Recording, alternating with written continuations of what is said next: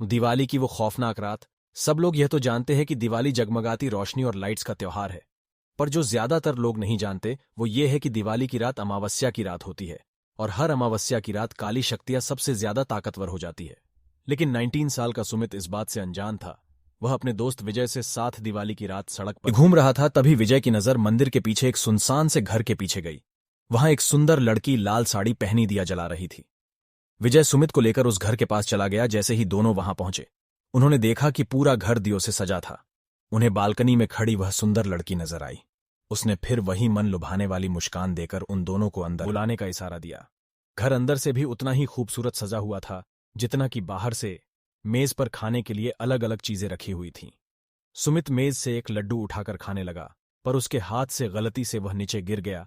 जैसे ही सुमित लड्डू उठाने के लिए नीचे झुका, उसने देखा कि मेज के नीचे एक भयानक काली परछाई थी, जो सुमित को देखते ही कहीं गायब हो गई। सुमित जैसे ही विजय को यह बताने ऊपर उठा, उसने देखा कि विजय सीढ़ियों के ऊपर खींचा चला जा रहा था। सुमित बेहद घबराने लगा था। फिर अचानक घर में पायल की आवाजें आने लगीं, जैसे कि कोई लड़की एक कमरे से दूसरे कमरे में जा रही हो।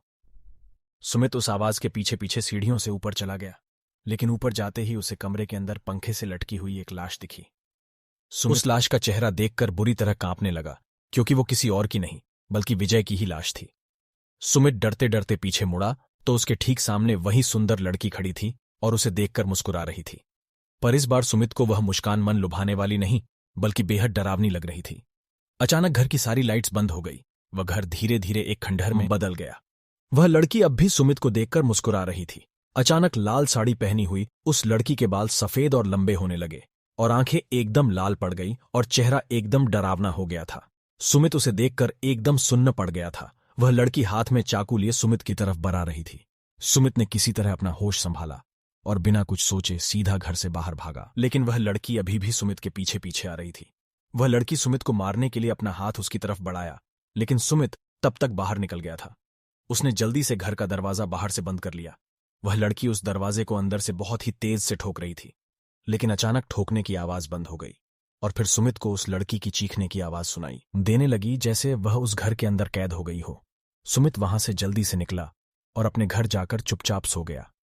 अगली सुबह जब सुमित उठा तो उसकी मां ने बताया कि उसका दोस्त विजय कल रात से लापता है। तब सुमित ने पूरा किस्सा अपनी मां को बताया। मां ने उससे कहा कि कई साल पहले दिवाली की रात एक लड़की ने उस घर में आत्महत्या की थी। तब से उसकी आत्मा उसी घर में भटकती रहती है। किसी को कभी पता नहीं चल पाया कि उसने आत्महत्या क्यों की थी, और उस घर में कोई भी नहीं जाता। ये बात सुनकर सुमित पूरी तरह हिल गया।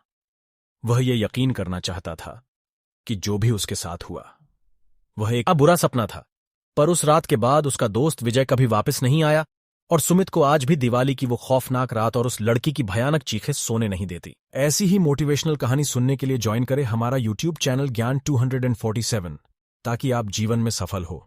अगर आपको कहानी अच्छी लगी तो प्लीज हमारा चैनल लाइक और सब्सक्राइब और शेयर जरूर करें।